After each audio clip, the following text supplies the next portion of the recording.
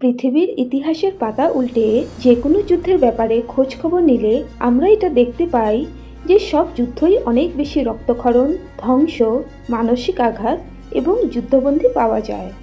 কিন্তু যে কোনো যুদ্ধের সবথেকে ভয়াবহ রূপ ওইটা না যেটা আমরা দেখতে পাই। এই সব যুদ্ধের সবথেকে কালো পাতাগুলো এমন অন্ধকারে লুকানো থাকে যা হয়তো আমরা কখনোই জানতে পর্যন্ত পারবো না। আর এই যুদ্ধের সময় আটক করা যুদ্ধবন্দীদের সাথে যা কিছু করা হয় তা বেশিরভাগ সময়ই গোপন থেকে যায়। কিন্তু যখন এই গোপন রহস্যগুলোর মধ্যে থেকে এক একটা প্রকাশিত হয় তা আমাদের কয়েক রাতের ঘুম উড়ানোর জন্য যথেষ্ট। আর এমনটা একদমই নয় যে এই ধরনের কাজ কেবলই কয়েকটা দেশ করে, বরং প্রত্যেকটা দেশই কম বেশি এই কাজ করেই থাকে। কিন্তু এক দুটো দেশের সিক্রেটগুলোই কখনো কখনো ফাঁস হয়ে যায়। আর এমনই একটা সিক্রেট ছিল রাশিয়ার দ্য রাশিয়ান স্লিপ এক্সপেরিমেন্ট।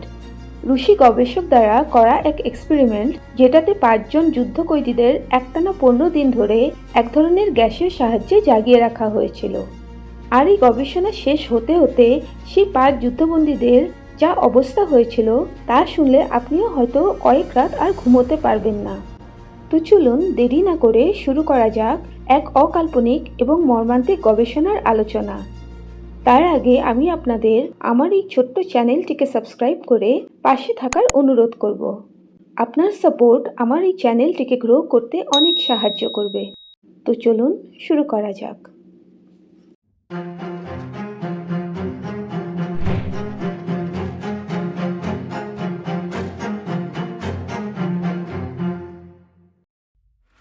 উনিশশো চল্লিশের দশকে দ্বিতীয় বিশ্বযুদ্ধ চলাকালীন সৈন্যরা নিজেদের ডিউটি একে অপরের সাথে শিফট করে পূর্ণ করত।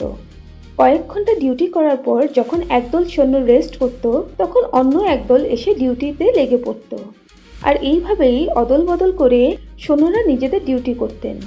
কিন্তু যখন যুদ্ধের তীব্রতা বেড়ে যায় তখন এনারা বেশ কয়েকদিন ধরে না ঘুমিয়ে এক নাগাড়ে ডিউটি করতেন। তাও একটা সময় পর এনাদের রেস্ট করতেই হতো। আর এই দক্ষতা বাড়ানোর জন্যই কয়েকজন রুশি গবেষকদের মনে এক ধরনের এক্সপেরিমেন্ট করার প্ল্যান জন্ম নেয়। এই এক্সপেরিমেন্টের দ্বারা গবেষকরা এইটা পরীক্ষা করতে চেয়েছিলেন যে ওনারা নিজেদের সৈন্যদের একটানা কতদিন জাগিয়ে রাখতে পারবে, আর জেগে থাকাকালীন এই সৈন্যগুলো কতটা দক্ষতার সহিত যুদ্ধ করতে পারবে। এই এক্সপেরিমেন্টটা করার জন্য রুশি গবেষকদের এমন 5 জন মানুষের প্রয়োজন ছিল যাদের এনারা কয়েকদিন একটি রুমে বন্ধ করে এদের উপর এক্সপেরিমেন্ট করতে পারবে, আর বাইরে বসে এই 5 জনের ব্যবহারের পর্যবেক্ষণ করা যাবে। তো এটা তো স্বাভাবিক যে এমন একটা এক্সপেরিমেন্ট করার জন্য কোনো দেশই তো নিজেদের সৈন্য ব্যবহার করবে না। সেই জন্যই রুশি গবেষকরা এই এক্সপেরিমেন্টটা করার জন্য যুদ্ধবন্দী 5 জন সৈন্যদের নিয়ে আসে। এই 5 জনকে একটা রুমে নিয়ে বাইরে থেকে বন্ধ করে দেওয়া হয়। এই রুমটার ভেতরে হরেক রকমের পুষ্টিকর খাবার দাবার আর অনেক কটা বইও রেখে দেওয়া হয়। এই 5 জন মানুষের শ্বাসের গতি পরীক্ষার জন্য একটা অক্সিজেন লেভেল পরীক্ষার মেশিনও লাগানো হয়। আর সেই রুমে মজুদ একটি পাইপ দিয়ে এমন একটা গ্যাস ছাড়া হয় যেটা শরীরের ভেতরে যাওয়ার পর মানুষদের ঘুম পুরোপুরিভাবে উড়ে যায়। রুশি সায়েন্টিস্টরা এমন একটা গ্যাস আবিষ্কার করেছিলেন যেটা শরীরের ভেতরে গেলে মানুষের ঘুম আসে না। কিন্তু এই গ্যাসটার ক্যাপাসিটি আর প্রতিক্রিয়া জানবার জন্য এই এক্সপেরিমেন্টটা করা খুবই আবশ্যক ছিল। এই এক্সপেরিমেন্টটা শুরু করবার আগে এই 5 জন যুদ্ধবন্দীদের এইটা প্রতিশ্রুতি দেওয়া হয় যে যদি ওনারা এই টেস্টটা পাস করে তাহলে ওনাদের ছেড়ে দেওয়া হবে আর নিজেদের দেশে ফিরে যেতে দেওয়া হবে। এই টেস্টটাতে সেই 5 জনকে একটা বন্ধ কামরায় একটানা 30 দিন না ঘুমিয়ে জেগে কাটাতে হবে। আর এমনটা করার পর 30 দিনের শেষে ওনাদের ফ্রি ছেড়ে দেওয়ার প্রমিস করা হয়।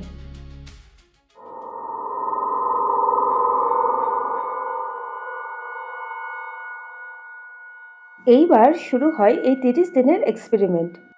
এই 5 জন যুদ্ধ কয়েদিদের একটি চেম্বারে ঢুকিয়ে দরজা বাইরে থেকে বন্ধ করে দেওয়া হয় আর রুমের ভেতরে থাকা একটি পাইপ দিয়ে ছেড়ে দেওয়া হয় সেই ঘুম তাড়ানো গ্যাস।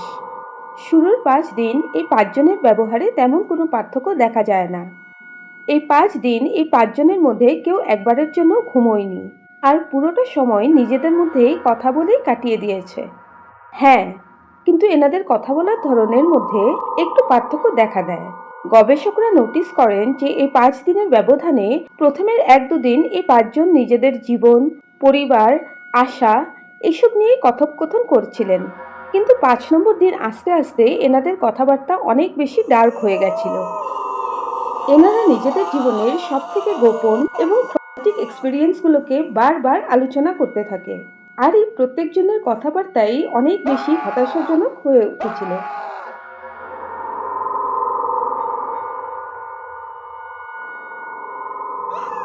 এরপর 5 নম্বর দিন থেকে 7 নম্বর দিনের ভিতরে এই 5 জন কয়েদিদের মধ্যে একজন হঠাৎ অনেক জোরে জোরে চিৎকার করতে আরম্ভ করে। এই কয়েদিজন নিজের শরীরের পুরো জোর দিয়ে কন্টিনিউয়াসলি 3 ঘন্টা পর্যন্ত অবিরাম চিৎকার করতে থাকে। একটানা 3 ঘন্টা চিৎকার করার পর সে কয়েদিটা একদম চুপ হয়ে যায়।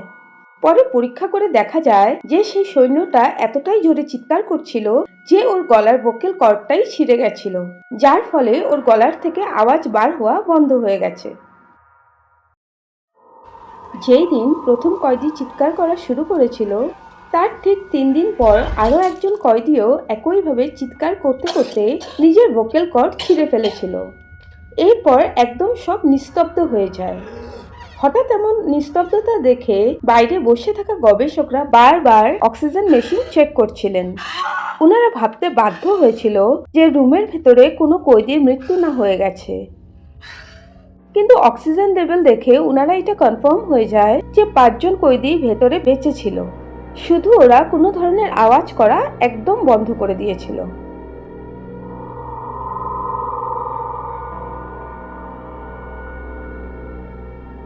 এইভাবেই 14টি দিন পার হয়ে যায়।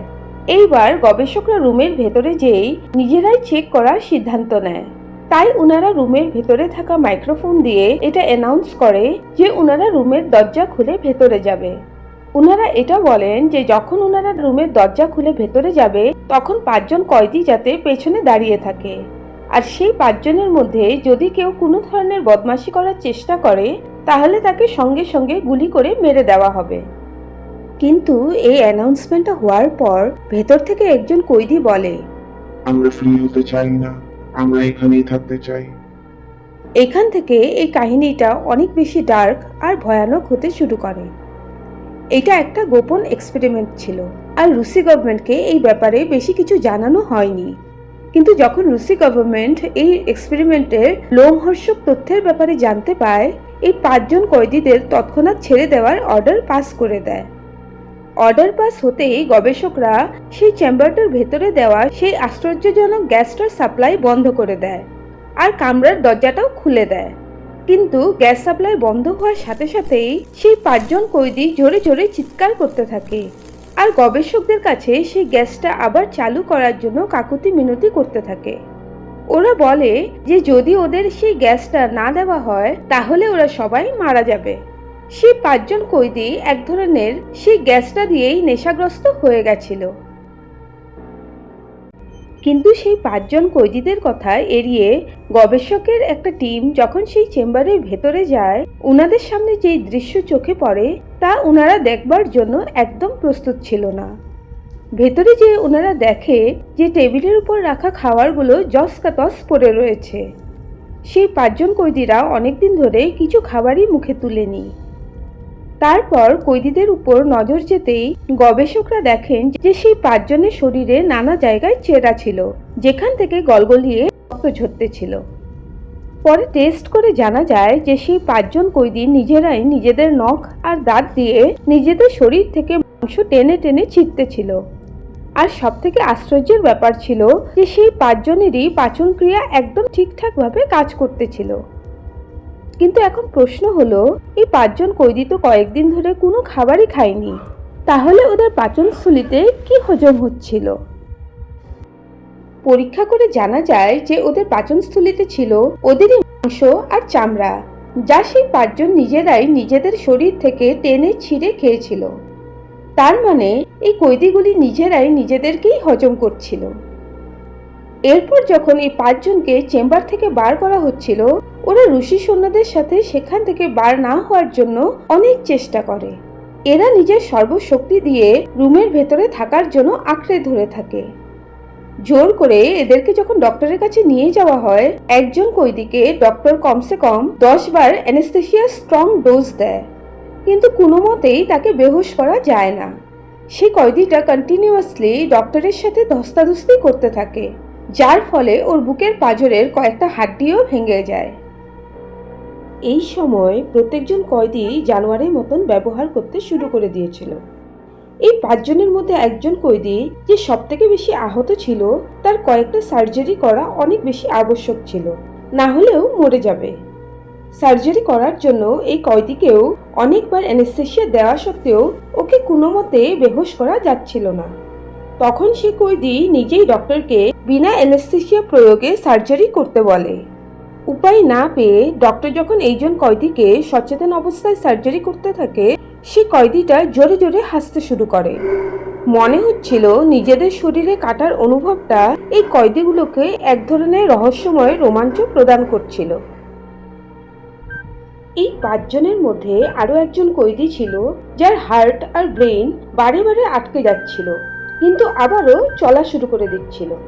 আর যখনই এই কয়েদিজনের চেতনা ফিরে আসতো, ও শুধু সেই গ্যাসটার জন্যই ডিমান্ড করতে শুরু করে দিত।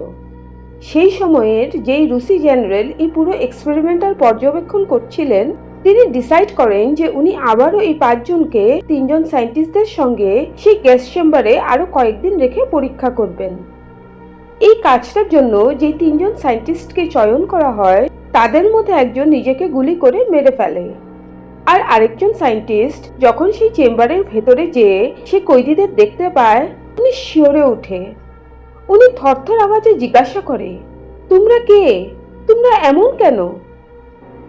এই প্রশ্নটা করতেই একজন কয়েদি সেই সায়েন্টিস্টের দিকে ফিরে দাঁড়ায় আর ক্রিপি একটা স্মাইল করে। ফের সে আস্তে করে বলে, আমি তোমাদের কালো মনের ভিতরে থাকা শয়তান। এটা শুনতেই সেই সায়েন্টিস্টটা এতটা ভয় পেয়ে গেছিলেন যে উনি বন্দুকটা সোজা সেই কয়েদির দিকে করে গুলি মেরে দেয়। গুলিটা কয়েদির বুকে লাগতেই সে কয়েদিটার মুখ থেকে শুধু একটাই কথা বার হয়, এখন আমি মুক্ত।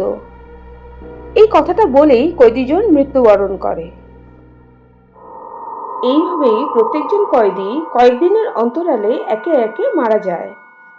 তো এটাই ছিল রাশিয়ান স্লিপ এক্সপেরিমেন্ট বা রুশি ঘুমের গবেষণা। আপনারা চাইলে এই এক্সপেরিমেন্টের ব্যাপারে আরো রিসার্চ করতে পারেন। এই গোপন অনুসন্ধানের উপর একটি ফিল্মও বানানো হয়েছে। তো আজ এই পর্যন্তই। আবারও দেখা হবে এমনই কোনো গল্প নিয়ে। ততক্ষণ সুস্থ থাকুন, ভালো থাকুন। ধন্যবাদ।